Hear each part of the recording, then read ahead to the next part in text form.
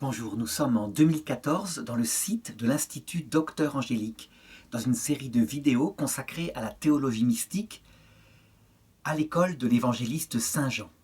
Et je voudrais étudier aujourd'hui la question de la trahison de Judas à partir de l'évangile de Saint Jean au chapitre 13, verset 21. Alors tout au long de ces vidéos de théologie mystique, j'ai montré qu'il fallait toujours, face au sens littéral, qui raconte ici l'histoire d'un traître, d'une faute commise par quelqu'un qui était ami de Jésus, il faut toujours chercher le sens caché, le sens de Dieu. Ça veut dire que Saint Jean, comme témoin, et les autres évangélistes, rapportent une histoire qui a eu lieu, qu'ils ont vue de leurs yeux. C'est le cas pour Saint Jean. Mais l'auteur principal de l'écriture, qui est Dieu, révèle l'amour à travers cette histoire. Et donc j'essaierai au cours de cette vidéo de donner quelques points comme ça sur ces sens cachés qu'on appelle des sens allégoriques. Mais je voudrais principalement étudier le sens littéral ici, tellement il a été dit de choses, je dirais, grandiloquentes et aberrantes sur le mystère de Judas qui est tout simplement raconté dans les Écritures. Alors avant de commencer, justement, quelques préalables, je pourrais dire, de théologie mystique. Judas, au sens allégorique, est d'abord la figure de nous-mêmes. Il faut véritablement avoir ça en tête. Sinon, on tombe dans ce travers qui consiste à regarder chez les autres, Judas, donc la poutre chez les autres, ou plutôt la paille chez les autres, alors que chez nous, il y a une poutre.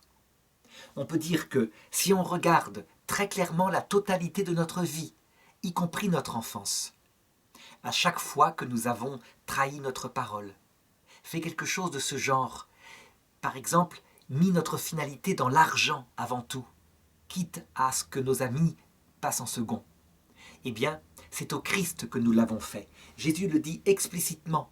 À chaque fois que vous l'avez fait à un de ces petits qui sont miens, c'est à moi que vous l'avez fait.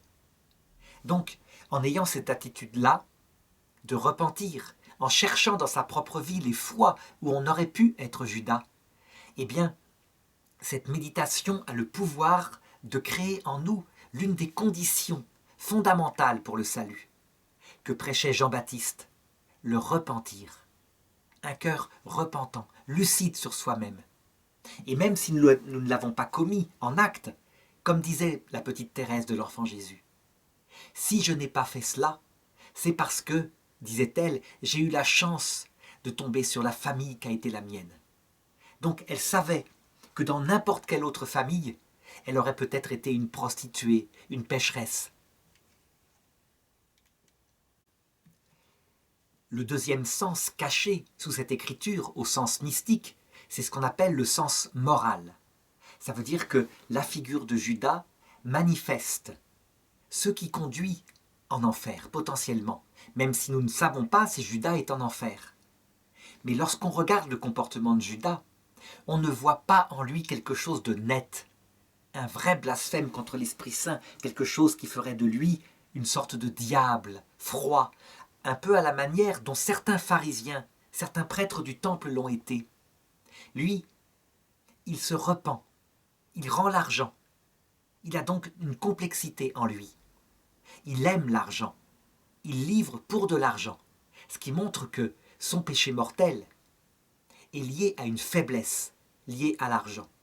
Une faiblesse coupable, mais tout de même. Eh bien, il faut se dire que beaucoup de nos péchés mortels qui peuvent conduire un jour au blasphème contre l'Esprit Saint, qui lui seul damne, sont en fait des voies vers le péché contre l'Esprit Saint. Le péché mortel de faiblesse, qu'on appelle le péché contre le Père, est donc quelque chose auquel il faut faire extrêmement attention. Mais ça, je raconterai la question du problème de la damnation de Judas vers la fin de cette vidéo. Troisième sens, le sens eschatologique, ça veut dire celui qui concerne ce qui doit arriver à l'heure de la mort et à la fin du monde.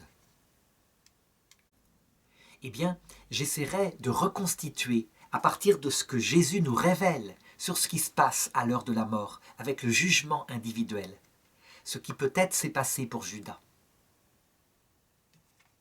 Et j'espère que ça éclairera notre propre jugement individuel auquel nous devons nous préparer dès maintenant. Donc, le texte que nous allons lire se trouve au chapitre 13, verset 21 de Saint Jean. Ayant dit cela, Jésus fut troublé dans son esprit et attesta : en vérité, je vous le dis, un de vous me livrera. Il faut situer la scène. Ça se situe vers la fin de sa vie apostolique, alors qu'il est autour d'un repas. C'est peut-être le repas de la Cène. C'est peut-être le jour où il a institué l'Eucharistie. On ne sait pas. Ça ressemble très fort, parce que à la fin de ce repas, Judas s'en va pour le livrer. Il donne donc un testament, quelque chose d'important, son dernier message. Il vient juste, en l'occurrence, de laver les pieds de ses disciples au tout début du repas, pour indiquer ce geste, cet abaissement de soi-même qui est tellement nécessaire pour le salut, au point que si on n'accepte pas que Dieu se fasse plus petit que nous, on ne pourra pas avoir part avec lui. Il le dit à Saint Pierre. Et voilà la scène.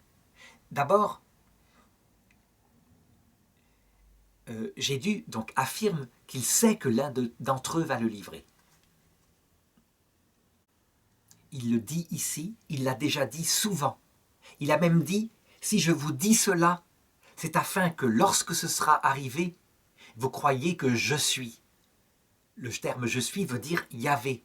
Ça veut dire que tout ce qui s'est passé, je le savais, je l'ai laissé faire parce que je l'ai voulu. Personne ne m'a pris ma vie et je l'ai reprise quand je voulais. Sans arrêt, il insiste sur cela. La question qu'on peut donc se poser, c'est s'il le sait, pourquoi ne chasse-t-il pas Judas ? En fait, je l'avais dit à la leçon précédente, il le sait de science divine. Il ne le sait pas de science humaine. C'est parce qu'il est Dieu et parce qu'il est, dans son humanité, comblé de sciences infuses sur la nature de l'âme de chacun de ceux qu'il a choisis, qu'il le sait. Eh bien, cette science-là, il ne s'en sert pas, parce qu'il veut vivre la même chose que nous. En fait, les autres apôtres, dont personne ne se doute que c'est Judas, indiquent qu'il était impossible de se rendre compte que Judas allait le livrer. Judas cachait bien son jeu. Judas était en fait hypocrite. Il l'a été jusqu'au bout, comme on va le voir dans ce texte-là. L'hypocrisie, le fait de cacher quelque chose, ça consiste en un comportement qui, devant Jésus, semble amical, attentif, comme un vrai apôtre, et qui, derrière Jésus, n'est que traîtrise, préparation à la trahison, etc. Alors le verset 22 continue. Les disciples se regardaient les uns les autres, ne sachant de qui ils parlaient. Un de ces disciples, celui que Jésus aimait. Ça, c'est important que Saint Jean emploie cette expression. Je crois que dans l'Évangile, c'est l'une des premières fois où on la voit, et il se désigne lui-même. Donc il est témoin direct de la chose. Pourquoi est-ce que Jésus aimait particulièrement Saint Jean ? Eh bien, on le sait par son Évangile. C'est le plus contemplatif. Celui qui a été le plus profondément dans les mystères de Jésus. Toute sa vie, il a médité les choses et il est allé au fond des choses. C'est très clair. C'est le seul qui met dès le début de son évangile pour qu'on comprenne ce mystère de la divinité du Christ. Parce que c'est fondamental. Sinon, on ne peut pas comprendre. Sinon, ça pourrait être le récit d'un homme génial qui enseigne, etc. Là, c'est Dieu fait homme. Étant jeune, Saint Jean est d'un caractère, je dirais, assez féroce. Il est adolescent quand il devient disciple de Jésus. Et à un moment donné, alors que Jésus l'envoie en mission avec son frère, on ne le reçoit pas. Et donc il demande à Jésus s'il peut demander à ce que le ciel détruise ce village par le feu. Et Jésus se contente de le gronder. Ça montre qu'il a un profond irascible qu'il va contrôler pour devenir vers la fin de sa vie un homme extrêmement doux. Il suffit de lire sa première épître où il parle tendrement comme un papa à ses disciples qui sont ses petits-enfants. Donc caractère fort, intelligence contemplative, jeunesse qui se laisse facilement moudre, on peut dire plutôt modeler par Jésus. Voilà pourquoi, sans doute, il était le disciple que Jésus aimait. Donc, Un de ses disciples, celui que Jésus aimait, se trouvait à table tout contre Jésus. Un autre texte précise qu'il était allongé contre sa poitrine, ce qui indique vraiment une proximité, une bonté de Jésus. Jésus, on ne le prend pas comme un maître, je dirais, dont on a peur. Il y a une familiarité, il a créé une famille avec ses apôtres. Simon-Pierre lui fait signe et lui dit « Demande quel est celui dont il parle. » Celui-ci, se penchant alors vers la poitrine de Jésus, lui dit « Seigneur, qui est-ce » Et Jésus lui répondit « C'est celui à qui je donnerai la bouchée que je vais tremper. » Trempant alors la bouchée, il la prend et il la donne à Judas, fils de Simon Iscariote. Après la bouchée, alors Satan entra en lui. Là, il faut comprendre ce que ça veut dire, et d'ailleurs aussi de quelle manière Satan entre en lui. En fait, Jésus prend donc un morceau de pain, le trempe dans le plat et le met dans la bouche de Judas. C'est en fait un geste d'extrême amitié, d'extrême tendresse. Il le prend vraiment comme un familier, dans cette ambiance familiale qu'il a créée avec son groupe d'apôtres. Et Judas prend la bouchée comme si de rien n'était, alors qu'il a déjà le dessein de le livrer depuis longtemps. Donc il ment volontairement. Et c'est pourquoi Saint Jean peut commenter « Satan entra en lui ». Non pas que Satan n'était pas avec lui dès le début, mais là, on peut dire qu'il a accompli ce qui correspond à Satan, qui est le prince du mensonge, et aussi qui est homicide dès le départ, parce que le mensonge de Judas va conduire à la mise à mort de Jésus. Alors, petit rappel, comment est-ce que Satan a menti? Eh bien, c'est très simple.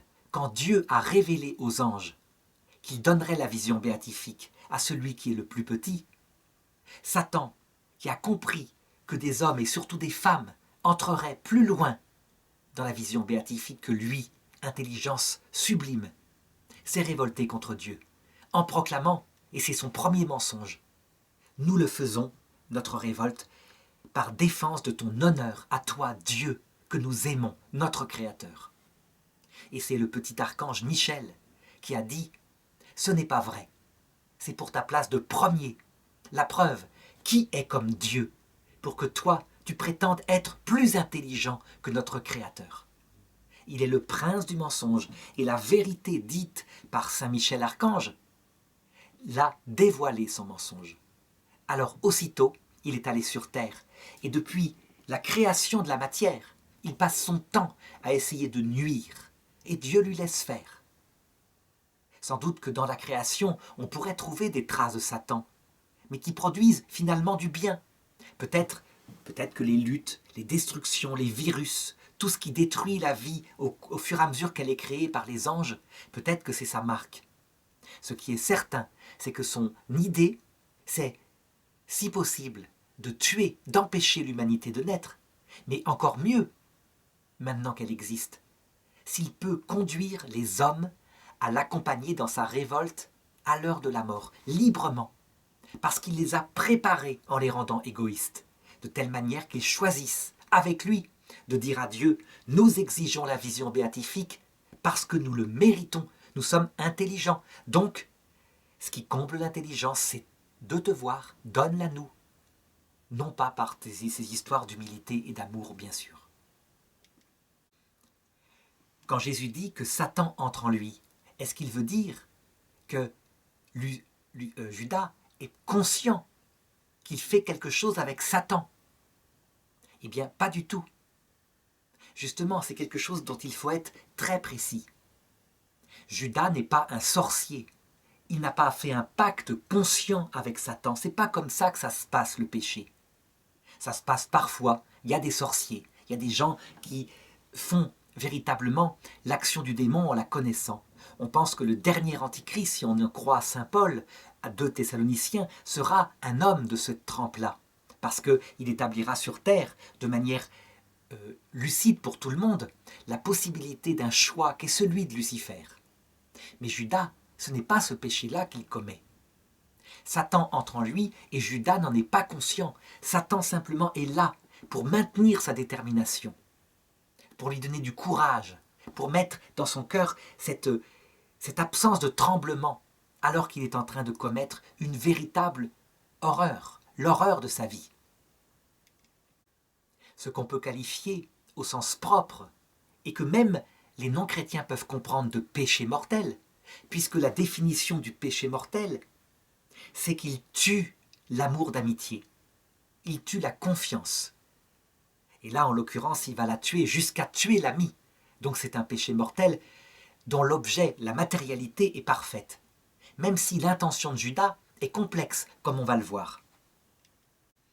Et le texte de Saint Jean continue. Jésus dit donc à Judas, « Ce que tu fais, fais-le vite. » Mais cela, aucun parmi les convives ne comprit pourquoi il le lui disait.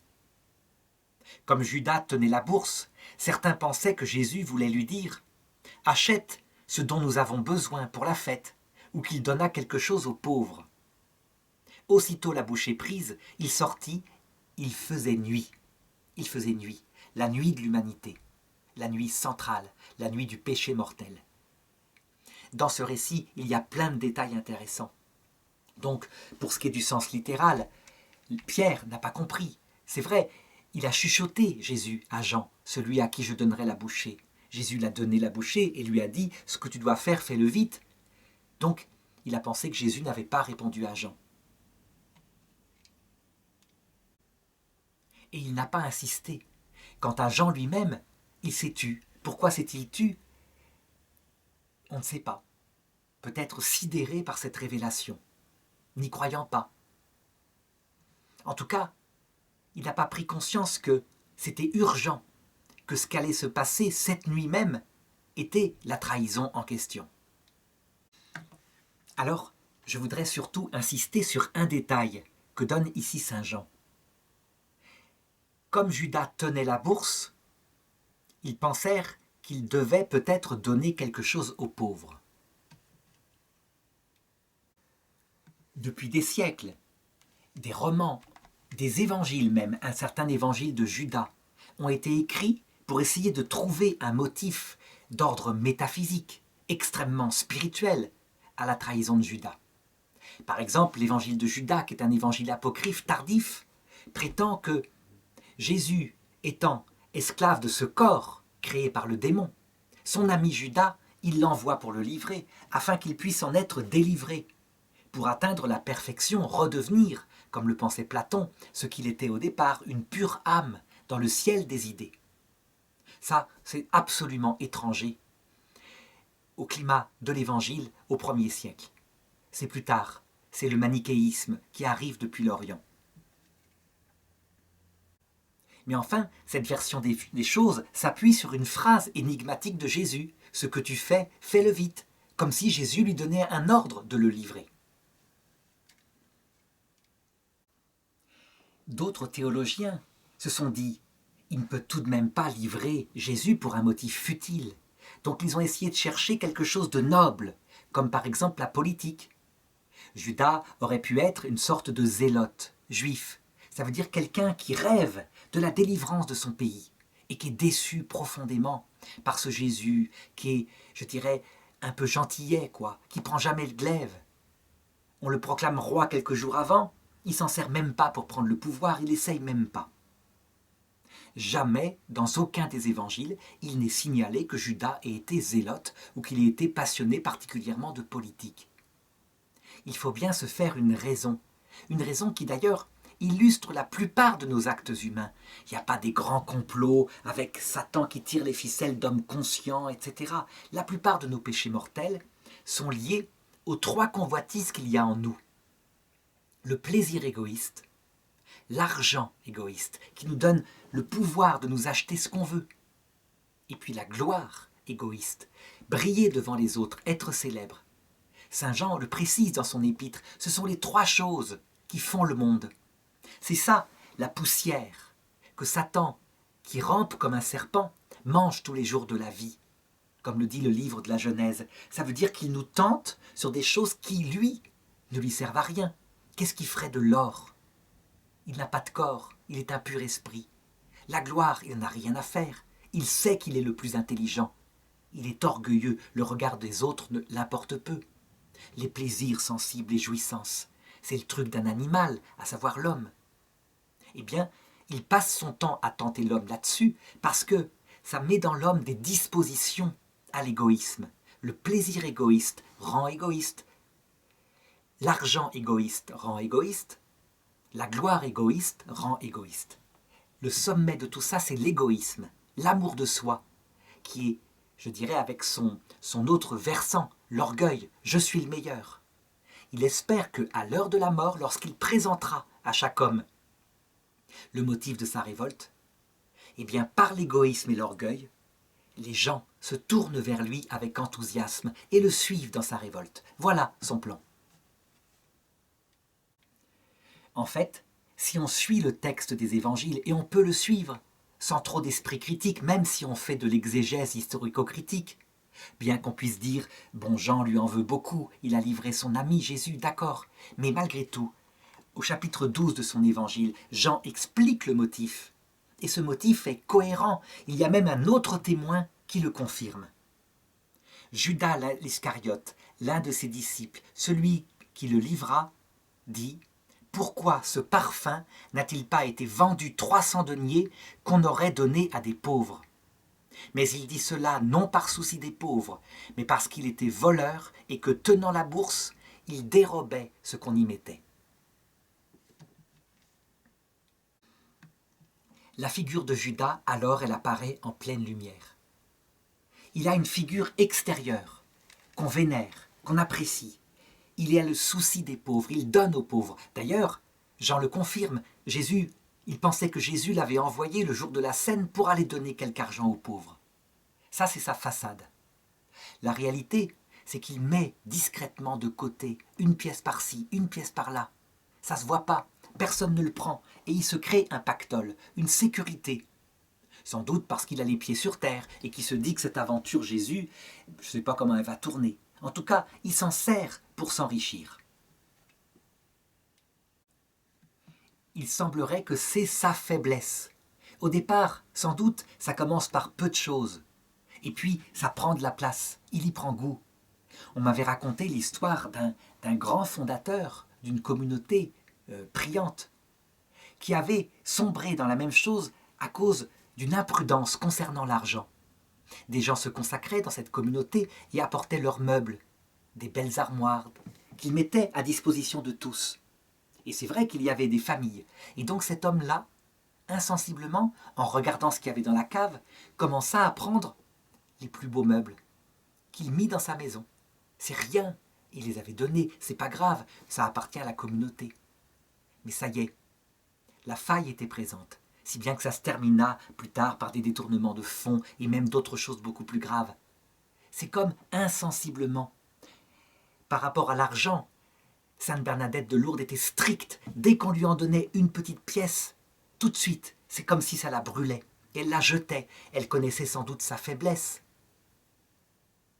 En tout cas, elle ne se fit jamais prendre par l'argent et elle fit un vœu de pauvreté. Ce fut bien plus simple pour elle. Donc, Judas a une figure hypocrite. Il donne aux pauvres, ce qui fait de la noblesse, on l'admire, et il vole. Ça se voit pas, c'est secret. Et on peut dire que l'acte central qui va provoquer sa décision de livrer Jésus, c'est quelque chose qui le scandalisa profondément. Il s'agit d'une femme dont Jésus était ami, Marie de Béthanie, dont on pense qu'elle est peut-être Marie-Madeleine, donc si c'est le cas, qu'il a sauvée de la lapidation, dont Jésus a retiré 7 démons, il l'a pacifiée. Elle était esclave de tas de pulsions en elle, sur le plaisir, sur l'argent, sur la gloire. Il en a libéré. Il a ressuscité son frère Lazare. Eh bien, la petite Marie, bouleversée par tout ce bien, tout ce salut que Jésus lui avait apporté, prit un jour un vase très précieux, rempli d'un parfum qui valait 300 deniers, l'équivalent d'une année de salaire. Un denier, c'est 1 jour de salaire. Elle le versa aux pieds de Jésus, elle renversa le parfum, elle essuyait ses pieds avec ses cheveux, elle pleurait, et ses larmes tombaient sur les pieds de Jésus. Le problème, c'est que tous les gens qui étaient là étaient scandalisés pour divers motifs. Certains en se disant « il ne sait même pas qu'elle est pécheresse et il se laisse toucher Jésus par elle ». Judas, lui, c'était le gaspillage. Et surtout de voir sans doute Jésus qui se laissait faire, qui la défendait, qui semblait plastronné avec ce parfum. Et donc il ne put s'empêcher de dire « on aurait bien dû vendre ce parfum et donner l'argent aux pauvres ». Donc toujours son motif de noblesse. Et Jésus défendit la femme en disant « ce qu'elle a fait là, on s'en souviendra jusqu'à la fin du monde, partout où sera proclamé cet évangile ». Eh bien, il y a un deuxième témoin qui s'appelle Marc, qui certes n'était pas présent, qui a témoigné en recueillant des témoignages et qui confirme au chapitre 14 de son évangile, verset 10. Judas Iscariote, à ce moment-là, lui qui était l'un des 12, s'en alla auprès des grands prêtres pour leur livrer. À cette nouvelle, les grands prêtres se réjouirent et ils promirent de lui donner de l'argent. Alors ils cherchaient une occasion favorable pour le livrer. Donc Marc confirme que sa décision a été fermement arrêtée après ce geste de Marie de Béthanie. Alors la suite de l'histoire, on la connaît, Judas va voir les grands prêtres lui donnent 30 pièces d'argent. Et alors, ils se mettent d'accord parce que c'est la nuit, qu'ils ne savent pas comment reconnaître Jésus, pour que l'homme qui l'embrassera, il s'avancera tout seul tandis que les gardes du temple seront derrière. Ce sera lui, Jésus. Donc Judas se met d'accord avec un geste qui est lié à l'amitié. Encore une trahison, encore une marque de la définitive hypocrisie qui marque cet homme-là. Et saint Jean raconte l'arrestation de Jésus, dont il a été témoin au chapitre 18, verset 2. Judas, qui le livrait, connaissait ce lieu, parce que bien des fois, Jésus et ses disciples s'y étaient réunis. Ils sont en l'occurrence au jardin des Oliviers. Judas donc, menant la cohorte, et des gardes détachés par les grands prêtres et les pharisiens, vient là avec des lanternes, des torches et des armes. Alors Jésus, sachant tout ce qui allait lui advenir, sortit et leur dit « Qui cherchez-vous » Ils lui répondirent « Jésus le Nazaréen ». Il leur dit « C'est moi ». Or Judas, qui le livrait, se tenait là, lui aussi, avec eux. Saint Jean n'a pas voulu raconter le baiser de Judas. Nous le savons, ce geste, ce baiser, par saint Luc, au chapitre 22, verset 47. Sans doute que c'est un souvenir trop douloureux pour saint Jean. Tandis qu'il parlait encore, voici une foule qu'à sa tête marchait le nommé Judas, l'un des 12, qui s'approcha de Jésus pour lui donner un baiser. Mais Jésus lui dit « Judas, c'est par un baiser que tu livres le Fils de l'homme ?» Donc voilà, avec tous ces éléments, on peut avoir un portrait du péché de Judas. C'est très probablement un péché mortel de faiblesse, lié à la fois à sa soif d'argent, à son énervement par rapport à ce Jésus à qui il espère donner une bonne leçon, et ça n'ira peut-être pas plus loin, c'est possible. Et puis ce caractère qui cache les choses, qui est hypocrite, fondamentalement partout hypocrite. Je verrai tout à l'heure un petit peu plus en détail le sens eschatologique par rapport à l'Église de cette figure, de cet évêque, de cet apôtre qu'est Judas. Parce que tout ce que vit Jésus, l'Esprit Saint, en fait une sorte de révélation de ce que vivra l'Église vers la fin du monde. Alors, est-ce qu'on peut dire que le péché de Judas est un blasphème contre l'Esprit Saint? Donc je rappelle, péché mortel de faiblesse, c'est quand on trahit l'amour à cause d'un entraînement par une faiblesse qu'on ne contrôle pas en soi, et pour Judas, il semblerait que ce soit la convoitise de l'argent. Péché contre l'Esprit Saint, c'est quand un homme est parfaitement lucide et parfaitement maître de lui, et qu'il fait en matière grave un péché mortel. Judas est-il parfaitement lucide que Jésus est le Messie? Je crois que oui, parce qu'il a vu les miracles, il a assisté à la résurrection de Lazare. Donc, il est comme les autres. Il se dit, ces gestes-là sont vrais, ils ne peuvent venir que d'un envoyé de Dieu. Est-il parfaitement lucide ce jour-là dans son énervement? Je dirais non, pas forcément. La passion, la colère, l'envie d'argent peuvent aveugler dans le moment où on commet un péché mortel son jugement. La preuve qu'il ne semble pas être à ce moment-là en état de blasphème contre l'Esprit Saint, c'est la suite de sa réaction que raconte un évangile. C'est en Matthieu 27, versets 3 à 8. Judas, celui qui avait trahi, apprit que Jésus avait été condamné. Donc peut-être qu'effectivement, il s'attendait à une simple flagellation. Il fut alors pris de remords et rapporta les 30 pièces d'argent aux chefs des prêtres et aux anciens. Il leur dit « Je suis coupable, j'ai livré un innocent à la mort. » Mais ils lui répondirent « Ça nous est égal, c'est ton affaire. » Judas jeta l'argent dans le temple et partit, puis il alla se pendre. Le geste de Judas, son remords, on ne parle pas de repentir, mais disons le remords. Il se rend compte avec lucidité qu'il a livré le Fils de l'homme. Ça implique donc qu'il savait qui était Jésus. Mais disons que là, il a repris conscience. Ce phénomène-là arrive très souvent en psychologie. Je peux raconter un récit qui est analogue. Je me rappelle d'une histoire qui s'est passée en France, une jeune fille dans les années 2000 qui était amoureuse d'un prof de sport, marié, et qui lui faisait sans arrêt de la relance. Et lui, un jour, très fermement, la prend à part et lui dit « Jamais je ne tromperai ma femme, tu me fiches la paix !» Et elle, profondément humiliée, décide de se venger en le livrant une accusation à la police, au directeur de l'école, en l'accusant d'actes sexuels, d'attouchement sexuel. La police vient le soir et cet homme est arrêté devant sa famille, avec des menottes. C'était l'époque où il y avait des directives du ministère sous Ségolène Royal que la suspicion suffisait et qu'il fallait écouter les enfants. Il est relâché un peu plus tard, il a beau se défendre, il est relâché, mais la chose se sait dans toute la région. Le soir même, il se suicide. Cette jeune fille ne s'en est jamais remise.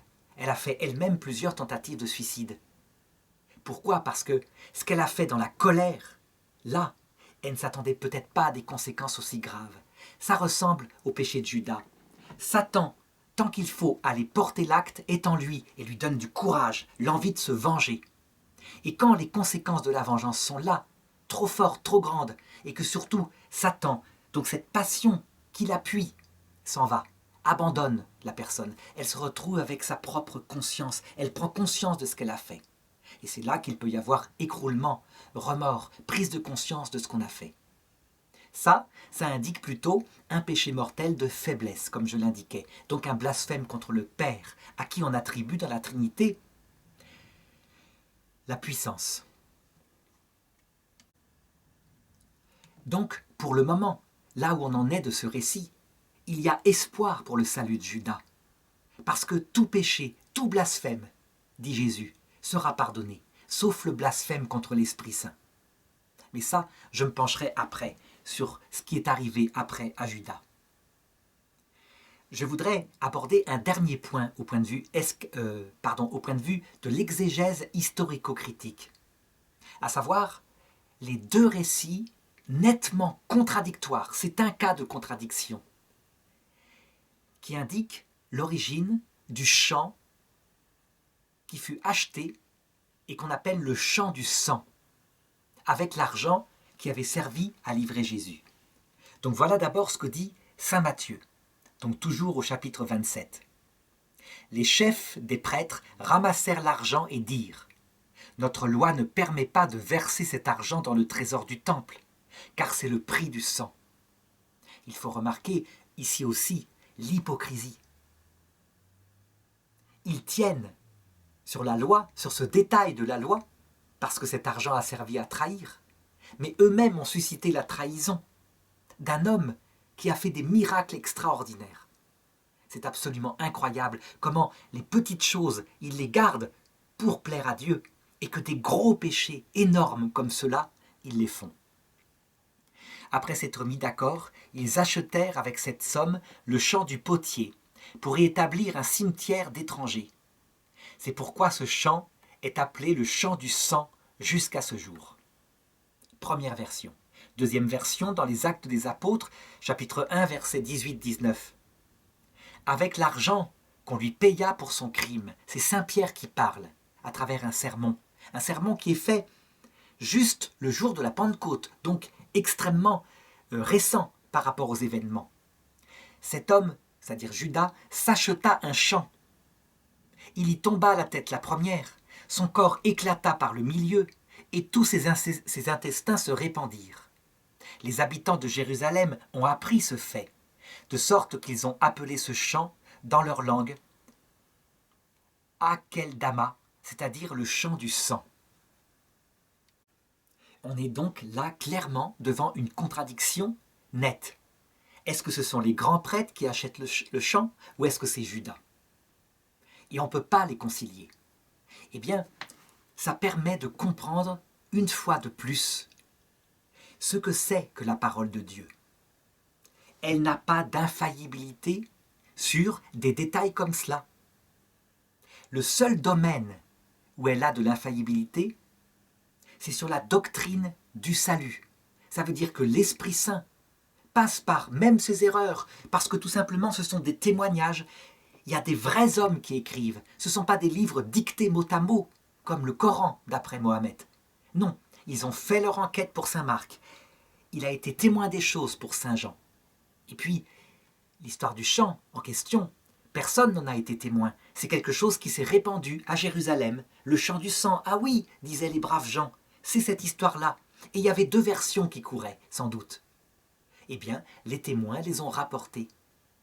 Mais l'essentiel, c'est pas ça. C'est que le sens profond, là, en l'occurrence, du chant du sang acheté avec l'argent de la traîtrise, c'est que l'argent n'a pas d'odeur. Ça veut dire que quand on regarde la totalité des œuvres qu'on a faites sur Terre, y compris les plus belles comme les cathédrales, si on connaissait leur histoire, et on la connaîtra dans le détail, avec les intentions des constructeurs, lors du jugement général, durant l'éternité, on verrait que les cathédrales magnificences faites pour Dieu sont aussi remplies du péché de l'homme, de traîtrise, de jalousie, de médisance, de gens renvoyés, de gens tombés, morts parce qu'il y a eu un accident du travail, de gens non payés, etc. Toutes nos œuvres humaines sont faites de notre humanité, à savoir les intentions pures mêlées d'ivraie. L'ivraie, ça veut dire le péché en nous. L'intention pure des cathédrales est-elle totalement pure? C'est la gloire de Dieu, faire la plus belle chose pour Dieu. Elle était pure chez les saints. Et puis chez d'autres, c'était montrer sa capacité à faire de l'architecture magnifique. Ou alors laisser une marque de sa gloire comme évêque. C'était mêlé, c'est ça l'être humain. Donc, si un jour quelqu'un dit « La Bible est un livre de science infaillible, la Bible est un livre de biologie infaillible, la Bible est un livre d'histoire infaillible », réponse non. Toutes ces sciences, biologie, physique, histoire, sont humaines et il peut y avoir des détails qui sont des erreurs. La Bible n'est infaillible que par son auteur divin, et son auteur divin ne parle que d'une chose qui l'intéresse, la doctrine du salut. Dans l'Ancien Testament, une doctrine préparatoire au salut, d'où des lois compliquées, avec des commandements qu'on ne ferait plus maintenant, comme le divorce, la répudiation. Et le Nouveau Testament, par Jésus, la loi définitive, la loi sainte, la loi venant de Dieu lui-même. Mais Dieu, s'il n'a rien voulu écrire, c'est parce qu'il a voulu faire alliance, et des hommes ont donc écrit, en faisant parfois des erreurs factuelles comme celle-ci. Alors je voudrais maintenant me pencher rapidement sur la question de ce qu'est devenu Judas. Est-ce que Judas est en enfer? C'est vrai que si on suit un texte de l'évangile particulier, en Marc, chapitre 14, verset 21, on est franchement inquiet. C'est une parole de Dieu. Jésus dit, oui, le Fils de l'homme s'en va, selon qu'il est écrit de lui. Mais malheur à cet homme-là, par qui le Fils de l'homme est livré. Mieux eût valu pour cet homme-là de ne pas naître. C'est quelque chose de fort. Je dirais que, quelle est la seule raison qui fait que on peut souhaiter, lorsqu'on regarde les choses depuis le paradis, que cette personne ne soit pas née? C'est quand elle va dans l'enfer éternel. Tout le purgatoire, les milliers de purgatoires qu'on peut faire si on a gravement péché mais qu'on s'est repenti, Eh bien, il vaut mieux être né, parce que ces milliers d'années ne sont rien en comparaison de l'éternité qui nous attend auprès de Dieu dans la vision béatifique. Donc il y a certaines thèses qui sont tout à fait soutenables et qui affirment que Judas s'est damné pour l'éternité, librement. Alors, il faut regarder rapidement ce qui a pu se passer. Donc à force de considérer la méditation des saints sur les textes de l'Évangile, on s'est fait une idée de plus en plus précise de ce qui se passe à l'heure de la mort. Et l'une des plus grandes théologiennes de cela, c'est quelqu'un comme Sainte Faustine. Sainte Faustine a une parole extrêmement précise pour raconter ce qui se passe. Et le pape Benoît XVI, dans son encyclique sur l'espérance, je dirais, il confirme certaines de ses intuitions. Par exemple, dans Spe Salvi 47. Judas s'est pendu et il s'est retrouvé à l'heure de la mort, bien vivant. Il était là, dans le passage de la mort. Il a sans doute assisté à la crucifixion de Jésus, mais avec cette faculté dont témoignent les gens qui approchent la mort, cette faculté de lire dans son âme. Et là, c'est quelque chose d'extrêmement fort. Il a vu de ses yeux les intentions de Jésus qui étaient réellement pures, réellement limpides. Il priait pour ses bourreaux. Il a vu qu'il était d'une noblesse extraordinaire. On peut dire que sa science de Jésus, s'il ne l'avait pas eue entièrement en assistant à ses prédications, tout au long de sa vie, s'il a pu croire que Jésus était un hypocrite puisqu'il se laissait oindre comme un nabab par un parfum de 300 deniers, il a pu voir que ce n'est pas vrai. Jésus n'était pas comme lui, avec une double face. Judas a jugé Jésus d'après ce qu'il était. On dit souvent cela. On projette sur les autres ce qu'on est. Il a vu que ce n'était pas vrai. Donc sa lucidité en est devenue parfaite. D'autre part, à l'heure de la mort, les témoins racontent que toutes les angoisses, les névroses disparaissent. Ça veut dire que le foyer du péché, mis volontairement par Dieu après le péché originel en nous et qui fait qu'on ne fait pas tout ce qu'on veut, disparaît. Il est utile sur terre pour notre humilité. On comprend qu'on est faible.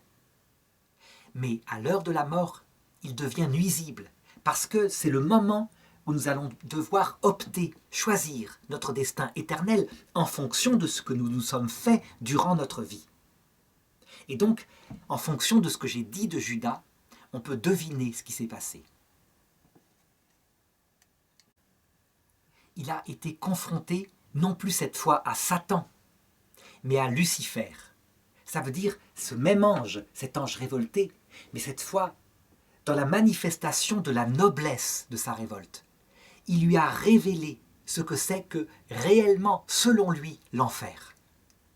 Judas a pu se suicider par peur d'un châtiment terrible. À cette époque de Jésus, les pharisiens, descendants des frères Maccabées, savaient que les grands pécheurs avaient une punition terrible en enfer, avec du feu, des flammes. Mais ce que Lucifer a révélé à Judas, c'est que l'enfer, en fait, ce n'est qu'une image, cela. C'est le choix libre de l'amour de soi, poussé jusqu'au mépris de Dieu, de ce Dieu qui met en avant l'humilité, l'amour et du prochain. C'est le lieu de la liberté solitaire, mais qu'on y est comblé, il le promet, Lucifer, de la vie éternelle au sens matériel, pas de la vie de la grâce, évidemment, mais de la vie. Il n'y a pas de mort. Il nous donne un royaume avec toutes les richesses possibles.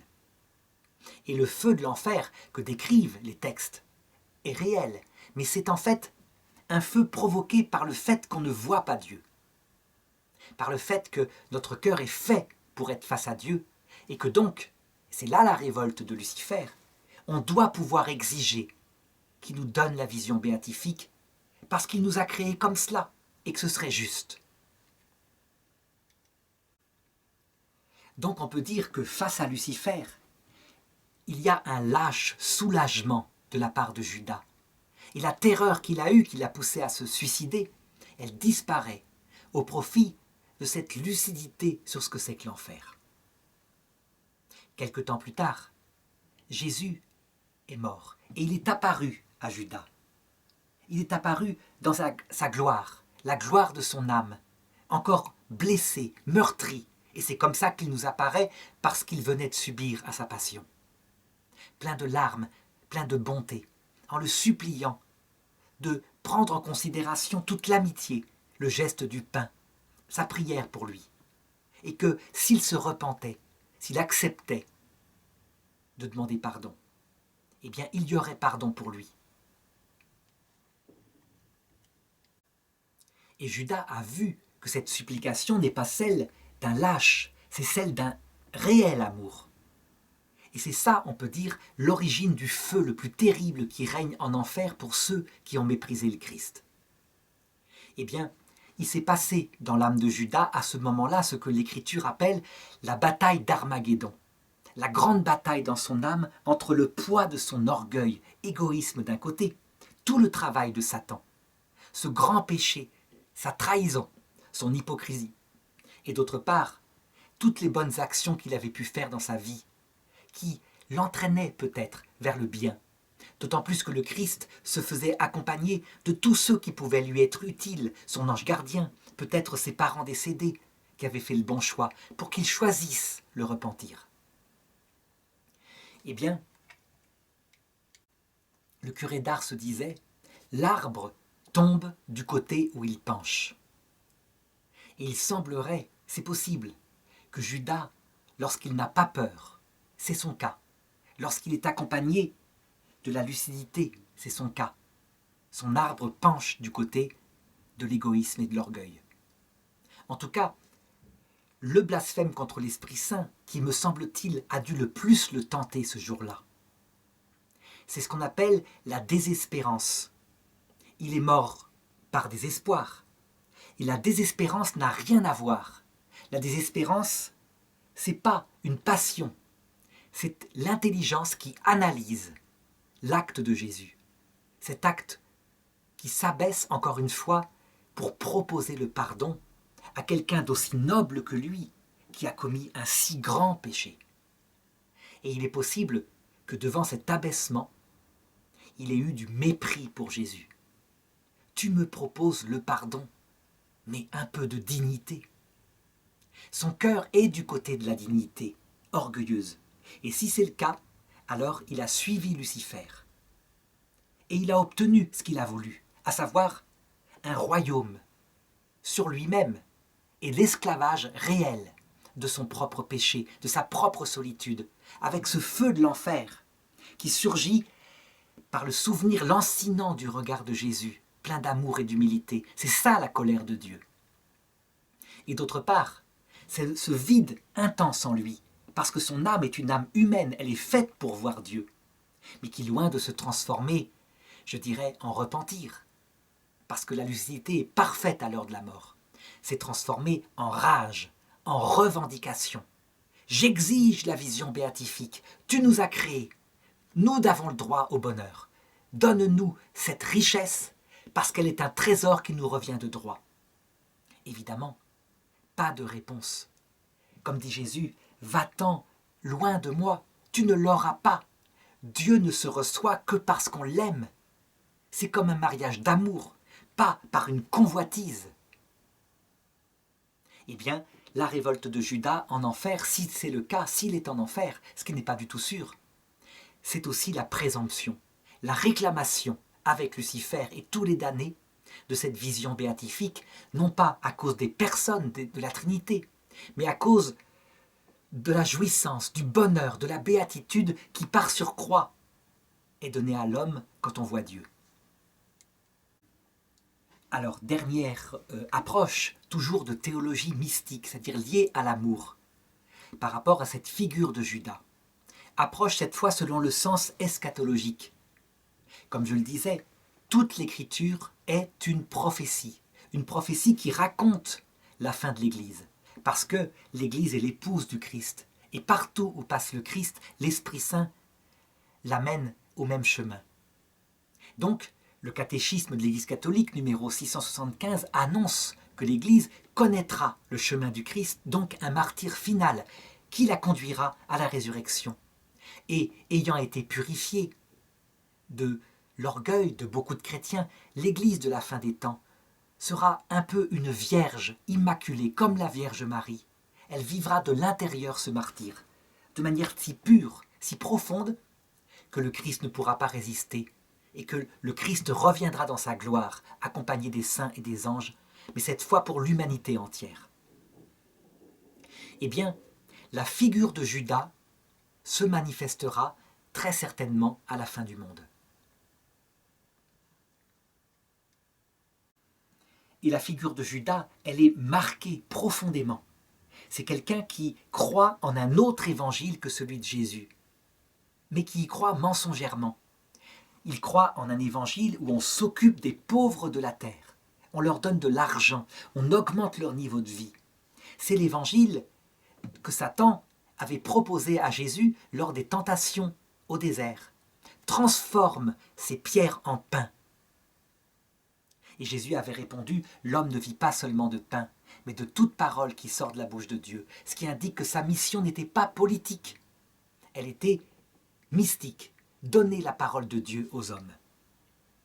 Et donc, il y a, au cours de l'histoire, des évêques, des fidèles, qui comprennent pas cet aspect mystique. Ça leur paraît tellement secondaire, mais qui comprennent profondément cet aspect humaniste, l'attention aux pauvres, mais qui le comprennent très souvent mêlés d'impureté.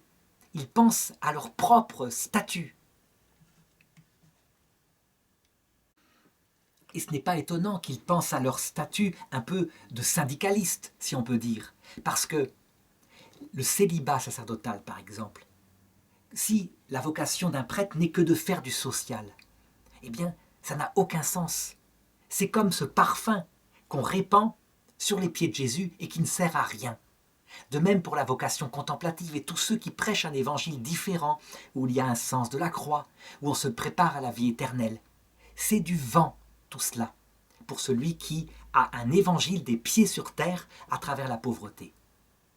Eh bien, on peut tout à fait penser que, vers la fin du monde, puisque le magistère de Pierre est protégé par Jésus pour rester fidèle à l'évangile, eh bien, une partie de l'Église, peut-être des évêques, livreront eux-mêmes l'Église, je dirais, fondée par Jésus, sur Pierre, à des ennemis qui la détruiront.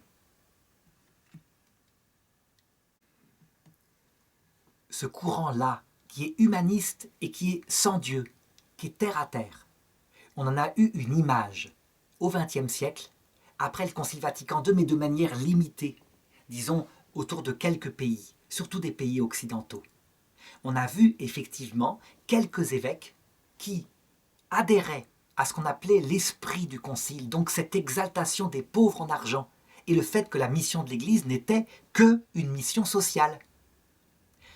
On pourrait dire, mais pourquoi pas? Ils se sont occupés des banques alimentaires, des choses comme cela. Eh bien pas du tout. Ils ont manifesté très souvent un esprit profondément sectaire. Rien à voir avec Mère Teresa qui s'occupait des pauvres, mais sans négliger son évangile, la prière. Ses sœurs étaient des contemplatives. Non, je parle bien de personnes, souvent des évêques, laïcisées complètement. Ils avaient une hostilité profonde à tout ce qui, dans leur diocèse, arrivait sous forme d'un sens de la prière, d'un sens de la vie surnaturelle. Les séminaristes surpris avec un chapelet étaient tout simplement chassés, pour le meilleur des cas, dirigés vers les monastères. Lorsque une pastorale diocésaine dans certains diocèses était établie et qu'arrivait un homme qui parlait non pas seulement de social, mais de Dieu, il était marginalisé. Il n'entrait pas dans la pastorale globale du diocèse. Ça a été de véritables persécutions qui sont une image prophétique de ce qui se passera très probablement à la fin du monde, mais cette fois au niveau de l'Église universelle, face à un ennemi capable de la détruire, à savoir peut-être un humanisme sans Dieu, une sorte de laïcisation. On ne sait pas, c'est pas pour notre période. Mais en tout cas, il faut toujours avoir en tête le sens eschatologique présent dans ces figures qui ont accompagné la mort de Jésus.